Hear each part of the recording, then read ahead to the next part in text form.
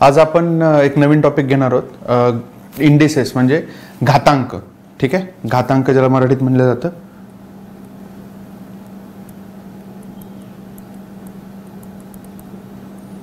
घातांक. ठीक आहे, घातांक म्हणजे काय? घाताचा अंक दर्शवणारी संख्या. ठीक आहे, आता घात म्हणजे काय तर ते त्या इतक्या खोलात नको जायला.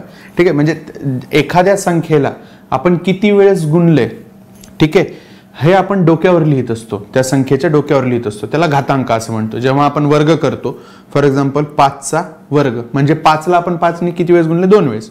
म्हणजे कसं? 5 गुणिले 5 म्हणजे 2 हा काय झाला त्याचा घातांक. 2 वेळेस असं 5 दिसतंय मला गुणाकारात. ठीक आहे, 5चा आपण जेव्हा घन केलेला, ठीक आहे, तेव्हा आपण काय केलं होतं? 5 गुणिले 5 गुणिले 5. बरोबर आहे. म्हणजे 5ला आपण किती वेळेस गुणले? 3 वेळेस. 5लाच 5ने 3 वेळेस गुणले आपण. ठीक आहे, हा झाला त्याचा घातांक झाला. ठीक आहे, आता फॉर एक्झाम्पल जर का असं असेल की 7चा 5वा घात,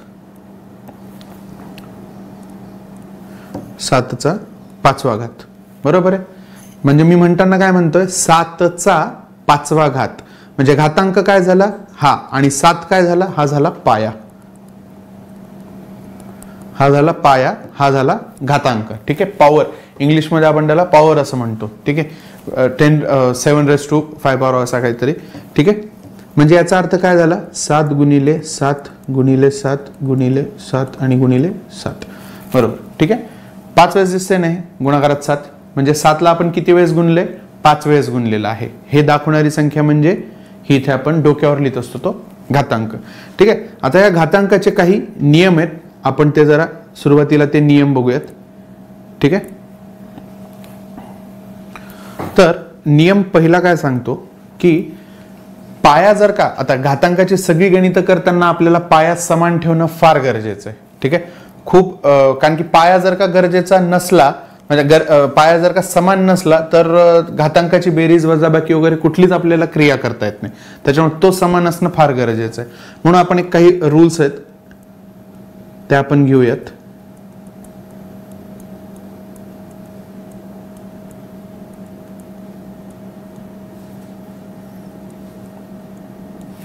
ठीक आहे, पाया जर का समान असेल आणि जर का त्या संख्यांचा गुणाकार होणार असेल तर घातांकाची नेहमी बेरीज होते. ठीक आहे, लक्षात येते तुम्हाला?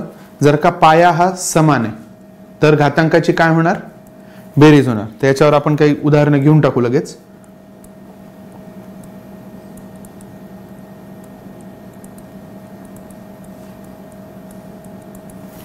ठीक आहे, पाया समान आहे, पाया समान 5 5 5 प्रत्येक ठिकाणी, म्हणून आपण याला काय केलं? इथे 5 लिहून घेतला. आता काय होणार? गुणाकारच आहे इथे, म्हणून घातांकाची काय बेरीज होतीये. 6 आणि 4 10 आणि 3 13. ठीक आहे, येते लक्षात? असं अजून एक घेऊ.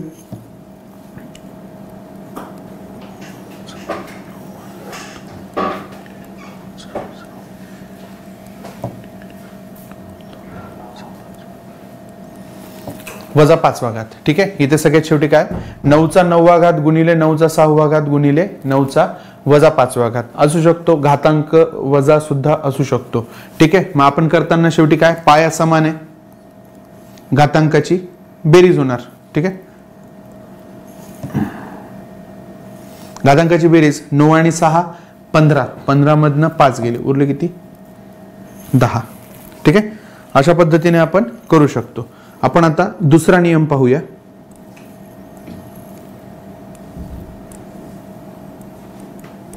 दुसरा नियम काय सांगतो की जर का पाया समान असून जर का त्यांच्यामध्ये भागाकार होणार असेल तर घातांकाची वजाबाकी होते. ठीक आहे, एचा m घात भागाकाराचं चिन्ह एचा n घात. ठीक आहे, याचा अर्थ काय? पाया जर का समान आहे आणि जर का भागाकार सांगितलेला आहे संख्यामध्ये तर घातांकाची वजाबाकी होते. ठीक आहे, त्याच्यावरची काही उदाहरणं घेऊयात आपण.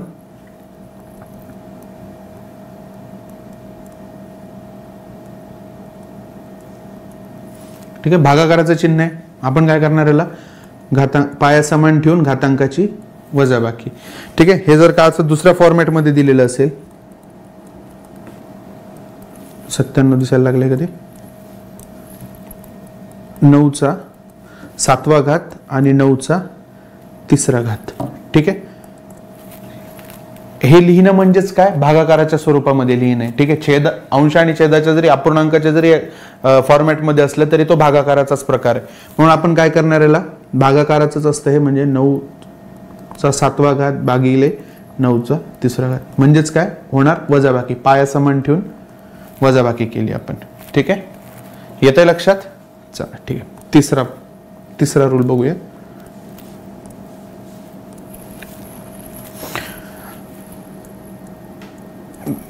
तिसरा रूल काय सांगतो की पाया कुठलीही संख्या असू द्या. ठीक आहे, पाया कुठलीही संख्या असू द्या, जर का त्याचा घातांक 0 असेल, ठीक आहे, तर उत्तर हे नेहमी 1 असणार. येतं लक्षात.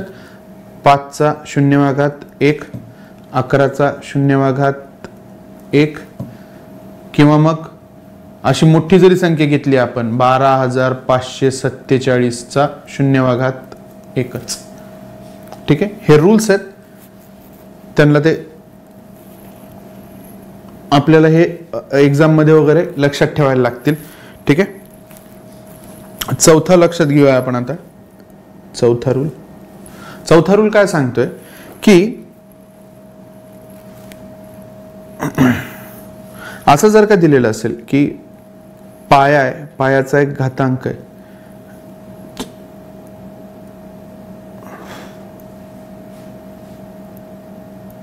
आणि त्या सगळ्यांचा सुद्धा एक घातांक दिलेला आहे. ठीक आहे, याचा अर्थ काय असतो, ठीक आहे, m गुणिले n. a चा m वा घात दिलेला आहे आणि त्या सगळ्याचा n वा घात दिलेला आहे. n हा घातांक दिलाय त्या सगळ्याचा, म्हणजे काय, हे जे दोन घातांक आहेत यांचा काय होणार, गुणाकार होणार. ठीक आहे, त्याच्यावरची उदाहरणं बघूया आपण. याचं काय होईल, 5चा 12वा घात. ठीक आहे, त्याच्यानंतर असं जर का असेल तर 11चा 7वा गुणिले 5वा, म्हणजे काय झालं, 11चा 35वा घात. ठीक आहे, साधे सिंपल रूल्स आहेत, हे लक्षात ठेवावे लागतील आपल्याला. आता पाचवा रूल काय म्हणतोय की कुठल्याही संख्येचा जर का 1 हा घात असेल, ठीक आहे, म्हणजे तीच संख्या असणार. गुणाकारामध्ये त्याला ठेवायला काहीच नाहीये, एकदाच आहे तो. ठीक आहे, म्हणजे आपण जेव्हा कुठलीही संख्या अशी पकडतो की समजा एखादा नंबर कुठलाही एक रॅन्डम नंबर 140 जर का आपण पकडला, ठीक आहे, याचाच अर्थ काय असतो, याचा हा पहिला घात आहे. ठीक आहे, दुसरा घात म्हणल्यानंतर आपण काय पकडतो की याला बाबा 2 वेळेस असं गुणाकारात दिसतं येते म्हणून. ठीक आहे, जर का इथे स्क्वेअर असेल तर, ठीक आहे, स्क्वेअर असेल तर 2 वेळेस गुणाकारात. ओके, हा यांनी 5वा रूल ठेवलेला आहे. 6वा रूल काय म्हणता येते, 2 जर का पाया समान असेल, ठीक आहे, पाया जर का हा समान असेल आणि त्यांचा घातांक जर का दिलेला आहे, याचाच अर्थ काय होतो, m बरोबर n. ठीक आहे, पाया जर का समान आहे त्यांचा, ठीक आहे, आणि जर का घातांक तुम्हाला दिसताना नुसते वेगवेगळे जरी दिसत असतील तरी ते समान आहेत. याच्यावरची उदाहरणं पुढे येणार आहेत, ते आपण घेऊयात. ठीक आहे, 7वा रूल काय म्हणतोय, जर का संख्या गुणाकारात असतील, ठीक आहे, फॉर एक्झाम्पल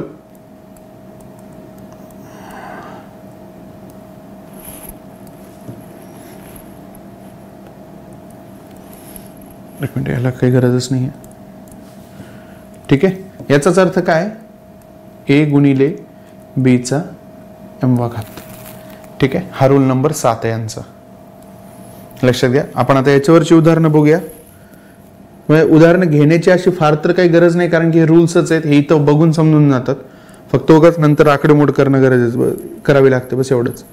ठीक आहे, 5चा 3रा घात, त्याच्यानंतर 2चा 3रा घात आणि 7चा 3रा घात. बघा, पाया वेगवेगळे आहेत, ठीक आहे, पण यांचा घातांक समान आहे, ठीक आहे. मग यांचा अर्थच काय होतोय, 5 गुणिले 2 गुणिले 7 आणि मग त्याचा घातांक तिसरा, 5 दुने 10 7 70, 70चा तिसरा घात, ठीक आहे. 8वा रूल काय म्हणतोय,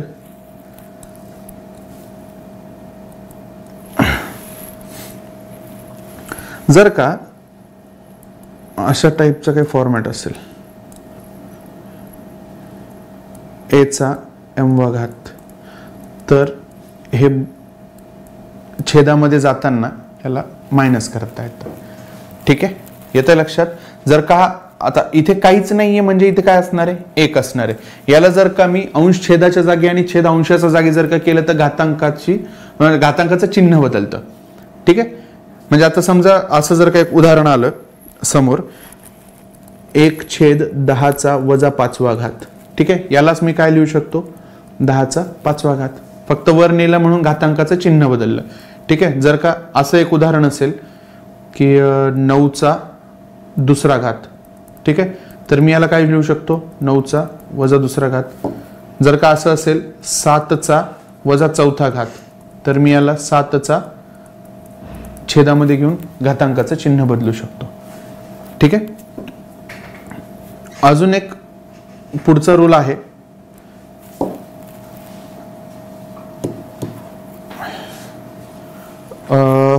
जर का असं असेल a चा m घात छेदस्थानात n घात, ठीक आहे. अशा टाईपचं जर का असेल तर याचा अर्थ काय असतो की nth रूट ऑफ a आणि मग त्याचा m पॉवर, ठीक आहे, असं असतं. आता याच्या टाईपचं जर का उदाहरण तुम्हाला सांगायचं झालं तर मी असं घेऊ शकतो, 64चं 2/3 हा घात दिलेला आहे मी, ठीक आहे. म्हणजे आता काय त्याचं रूट काढायचं आहे मला, ठीक आहे. कोणतं रूट, क्यूब रूट काढायचं आहे, बरोबर आहे, 64चा. एक तर तुम्ही इथेच याचा स्क्वेअर घेऊ शकता, इथंच याचा स्क्वेअर घेऊ शकता, किंवा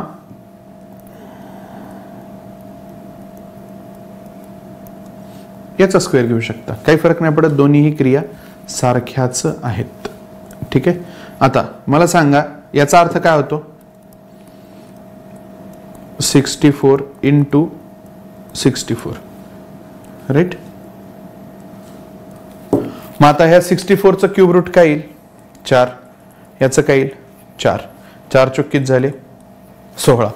आणि जर का ह्या टाईपचं बघायला गेलं आपण तर काय होईल याचं 4, कारण 64चं क्यूब रूट काय होईल 4 होईल आणि 4चा स्क्वेअर 16. दोन्ही ठिकाणी एकच आन्सर येतो, ठीक आहे. आता आपण आतापर्यंत आपण याच्यावरचे फक्त रूल्स बघितलेत, ठीक आहे.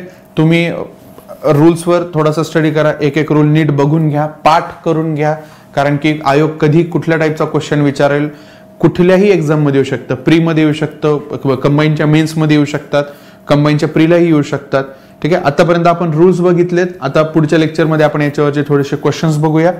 धन्यवाद.